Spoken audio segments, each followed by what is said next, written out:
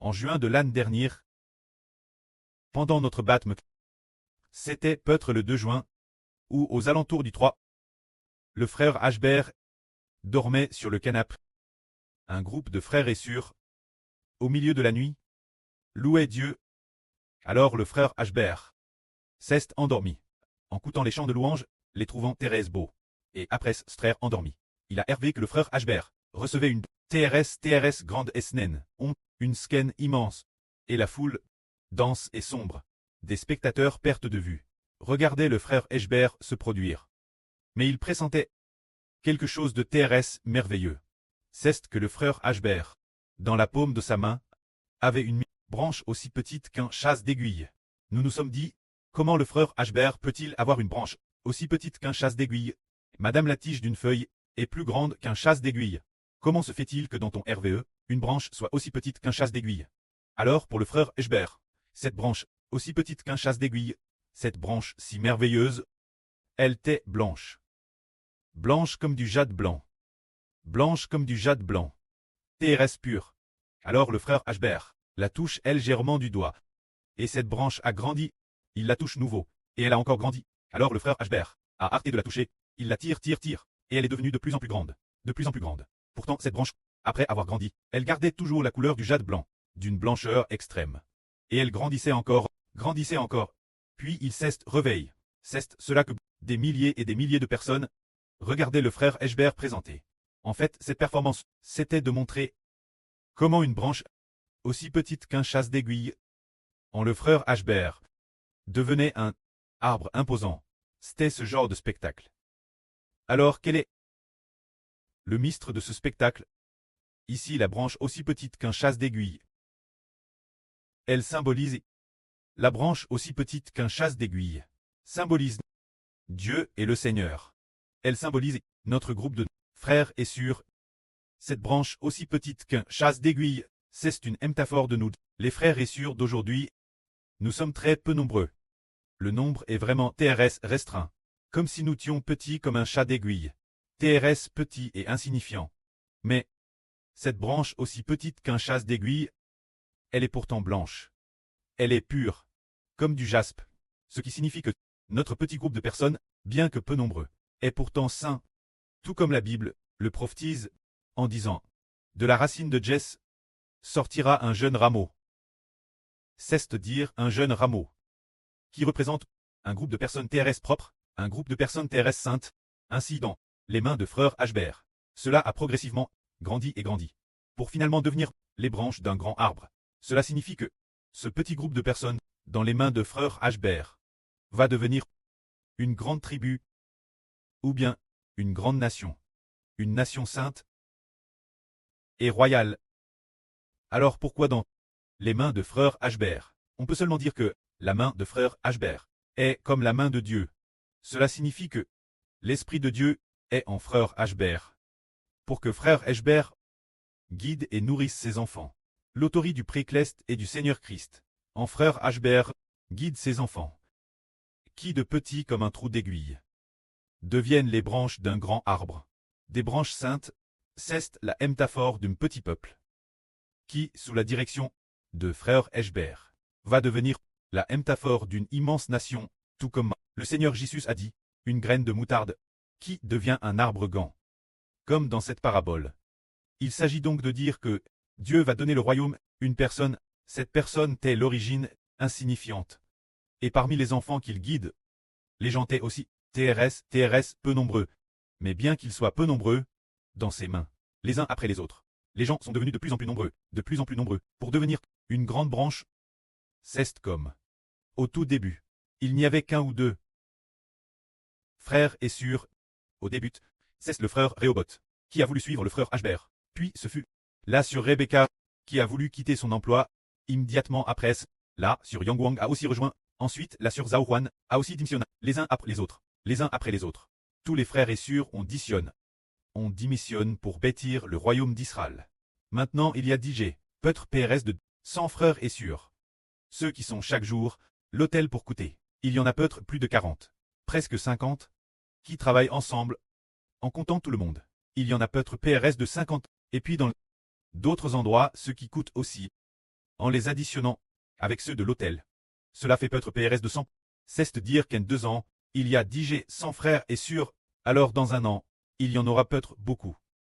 Peut-être 10 millions, ce serait madame possible. C'est-à-dire que progressivement, il y aura soudain une explosion de TRS nombreux, parce que cette personne, l'autorité en elle, est juste, parce que le pré-clest Jova, le sceptre qui lui est donné est de justice. Il est saint, c'est pourquoi il y a ceux qui aspirent la sainteté, qui vient pour suivre cet homme, faisant de lui un grand arbre majestueux. Il a ainsi raconté une parabole en 2021. Le pré-clest a fait erver le frère Hbert d'une sur. Dans le RVE, il a demandé au frère Hbert de deviner le nom d'une sur. Cette énigme s'appelle Jin Yunin. Dans le RVE, le frère Hbert a devint son nom. Ce moment-tel, le frère Hbert ne comprenait pas. Jin Yuyin. Devinez le nom d'une sur. Cette sur, c'est le royaume des cieux. Ce qui signifie que le royaume des cieux est, fait et référence, qu'est-ce que cela signifie. C'est que le pré-clest, l'autorité accorde, est comme une belle femme, aussi belle voit le sens. TRS belle. Une beau que l'on peut épouser comme femme, c'est dire que le royaume donne par Dieu. Le gouvernement donne par Dieu, est comparable, la beau de sa propre épouse. Puis après, plus tard encore, il fit un autre RVE. Dans le RVE, il t'est dit que cette sur t'es aussi la sur Huang Ajun. C'est dire que dans le RVE, le Seigneur Jésus-Christ a dit Hbert. Celui qui dans le RVE est devenu l'enseignant de Hbert a dit connais-tu la sur Huang Ajun? Hbert a dit oui, je la connais. Je la connais. Elle est la petite fille de mon oncle. Alors l'enseignant a dit elle est si belle, si excellente, si excellente. Ce qui signifie que tu dois épouser comme épouse. Un an plus tard, on est arrivé, l'an 2024. Un certain jour, en juin, le pré a fait vers le frère Hbert, que Hbert épousait la sur Huang Ajun. Alors, dans sa main, elle tenait une poigne de branches, qu'elle adonne joyeusement Hbert. Mais les branches étaient très petites. Il y avait peut-être 6 branches, ou je ne sais plus combien. En tout cas, une poigne de petites branches. Alors le frère Hbert les a prises dans sa main, et le RVE s'est terminé. Ce moment-tel Hbert ne comprenait pas non plus que cette sur Huang Ajun représentait le royaume des cieux. Le royaume des cieux a donné au frère Hbert quelques branches. Qu'est-ce que cela signifiait? Il y a réfléchi sans comprendre. Alors aujourd'hui, nous avons compris, se dire que les quelques branches données par le royaume des cieux font référence au fait que de la part de Jéhovah Dieu sont données au frère Hbert plusieurs tribus, le royaume des cieux est le gouvernement de Dieu, la sur Huang Ajun dans le rêve. Et compare au gouvernement de Dieu, l'autorité de Dieu, l'esprit de Jéhovah Dieu. Au gouvernement de Dieu, donne au frère Hbert, venant du ciel, quelques branches, signifie obtenir le soutien de quelques frères. Ainsi l'avenir, ces quelques branches deviendront de grandes branches, ce qui signifie que cette nation deviendra plusieurs tribus. Et bientôt, se comptera 12 branches. Il semble que dans sa main, il y ait peut-être environ 6 branches, ce qui ne semble pas beaucoup. Il reste une poigne, je ne sais pas s'il y en aura 12.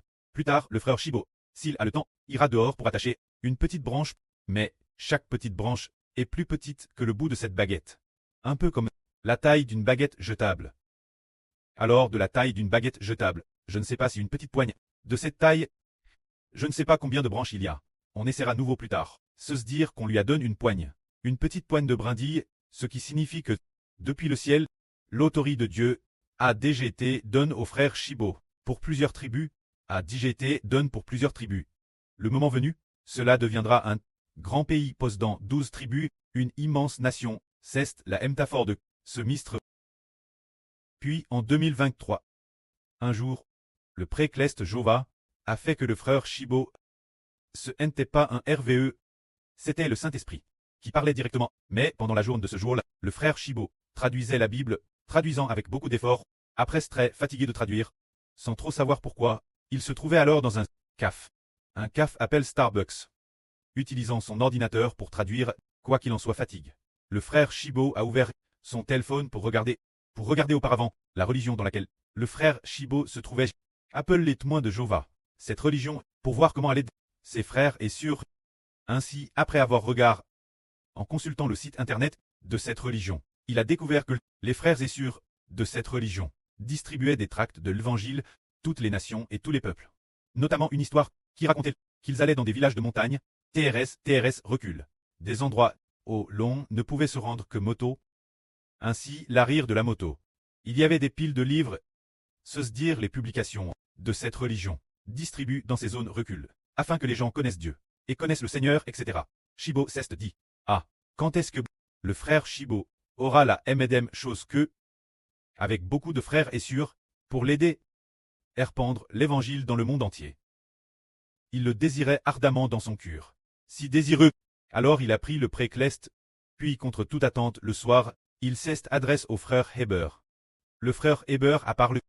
La première phrase était « Si quelqu'un bêtit avec toi, je bêtirai avec toi ». Ce moment-tel, c'était probablement plus de 23 heures. Le frère Heber, ayant reçu cette parole, la prononce de sa bouche, jaillissant de son esprit. Soudain, une voix a dit « Si quelqu'un bêtit avec toi, je bêtirai avec toi ». Heber l'a immédiatement crite. La consigne, 1 minute plus tard, elle a dit nouveau « Madame, si personne ne bêtit avec toi, je bêtirai aussi avec toi ». Une autre minute passa, ou peut-être 2 minutes après. Il y eut encore cette parole, disant « S'il y a un fondement, nous bêtirons avec toi ». Ce moment-tel, c'est que 2 personnes parlaient ensemble. Heber a dit « Qui sont ces 2 personnes ?» Nous comprenons qu'il s'agit de Dieu et du Seigneur. Ensuite, il a continué parler sans cesse de la construction. En ralite, cela disait que Jéhovah Dieu avait exaucé la prière du frère Heber, voulant bâtir le frère Heber pour en faire un grand et puissant pays. Bâtir Israël, pour en faire une grande nation. Bien que le frère Heber ait consigne cette chose, que signifie bâtir? S'agit-il du temple ou de bâtir quoi d'autre? Il ne comprenait pas. Il ne s'attendait pas à ce que ce soit pour établir un pays, établir un régime, se dire le régime d'Israël. Mais ce régime d'Israël vient précisément de l'Esprit de Dieu et du Seigneur Christ. Ainsi, le régime d'Israël est compare celle de l'Apocalypse. Cette femme qui était enceinte, la femme qui a enfant, et cette femme est le régime d'Israël. Ainsi Israël exista, eut un régime, fut établi par Dieu, et devint une grande nation. Cette grande nation était magnifique. Et en raison de ce régime, le peuple allait naître de l'Évangile. C'est un peu comme...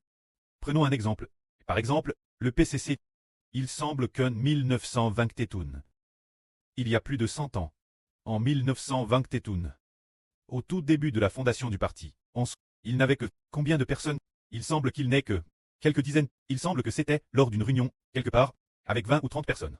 Alors, ce moment-tel, ils ont lu N'est-ce pas Chen Duxiu comme dirigeant. Il a été exclu. De toute façon, il était très peu nombreux à l'époque, seulement quelques dizaines. Et puis, petit, progressivement, ils sont devenus de plus en plus nombreux. De plus en plus nombreux, est devenu l'étincelle du Parti communiste. De plus en plus nombreux, de plus en plus. Puis finalement, ils ont Madame renverse le gouvernement Qing, renverse le Kuomintang, et ont finalement fond le pays. En 1949, c'est devenu la République populaire de Chine. Alors, finalement, au début, est-ce que les gens étaient très peu nombreux? C'est ainsi que leur président, Mao Zedong, a prononcé ces mots. Il a dit, une étincelle peut mettre le feu toute la plaine. C'est dire que cette étincelle, si infime soit-elle, ce germe de feu, c'est cette étincelle. Alors ce germe, qui la donne? Pourquoi? Le président Mao Zedong comprenait-il le mystère de cette étincelle? C'est très merveilleux. L'année dernière, le frère Heber, chez la sœur Zhao Wan, dans un RVE, voulant dire qu'il a trouvé une toute petite bougie semblable une craie, disant qu'elle allait enflammer l'arme. Lors du dernier message de Vri, le frère Heber a part de David combattant Goliath. La sœur Zhao Wan a alors vu une main pleine de force. Une main tenant un feu. Un brandon de cette longueur. Peut-être un germe de feu assez épais. Qui faisait peut-être cette hauteur-là, et il était extrêmement brillant.